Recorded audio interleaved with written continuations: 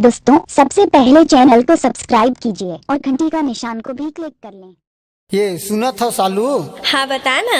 पंडरिया कंवरधा भोरम देला घुमा देते हो। हाँ आनी बानी के मंदिर बने भोले बाबा के दर्शन करा देते हो। चल तो चली दोनों जन। चल न चली तक घूम के आ जब मुँह लास लगेगा।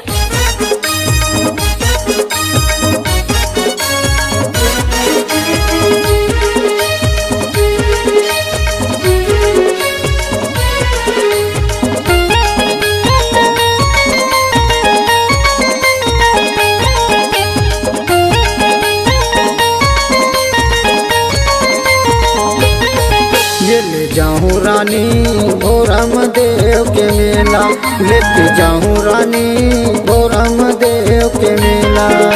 ले जाबे पैया भोरम देव के मेला, ले जाबे राजा भोरम देव के मेला। ये दे भोरम देव के मेला, हाँ हाँ भोरम देव के मेला। ये ले जाऊं रानी भोरम देव के मेला, लेके जाऊं रानी भोरम देव के मेला। ले जाबे पैया भोरम देव के मेला, ले जाबे राजा भोरम देव के मेला।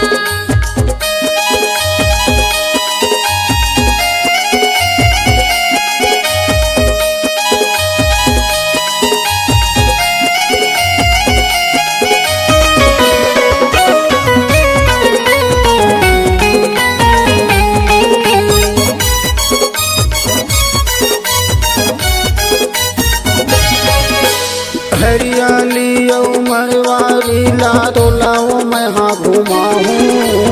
आनी बानी के जंगल झाड़ी संगमा तो लाल जाऊँ। आनी बानी के जंगल झाड़ी संगमा तो लाल जाऊँ।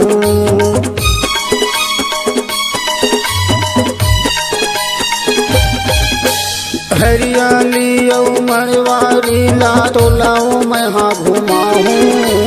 आनी बानी के जंगल झाड़ी संगमा तो लाल जाऊँ। आनी बानी के जंगल झाड़ी संगमा तो लाल जाऊँ। भोले बाबा के दर्शन कराऊँ, भोले बाबा के दर्शन कराऊँ, संगमा तो लाल जाऊँ।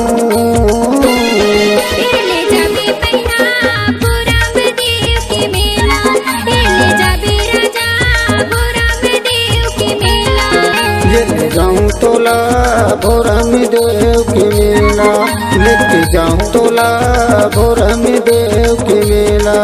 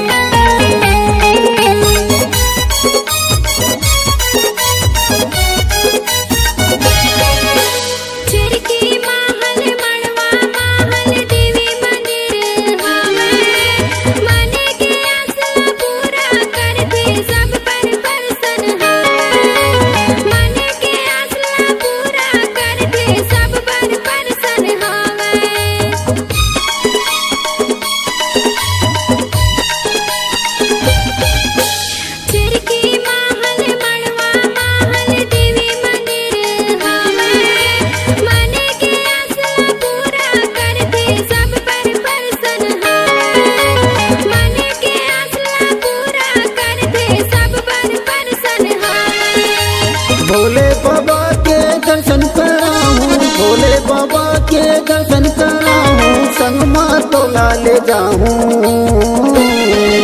ले जाबे पैया भोरम देव के मेला, ले जाबे राजा भोरम देव के मेला।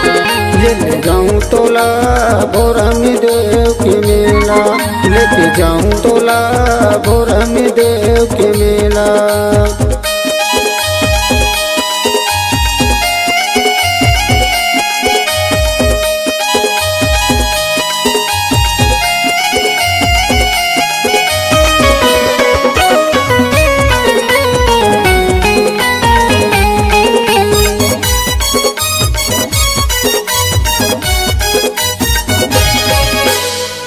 धौरा नाव पारल रानी तोलाओ मैं हाले जाऊँ सिद्ध गंगा और राजपुर माँ तोलाओ मैं हाँ देखाऊँ सिद्ध गंगा और राजपुर ला तोलाओ मैं हाँ देखाऊँ।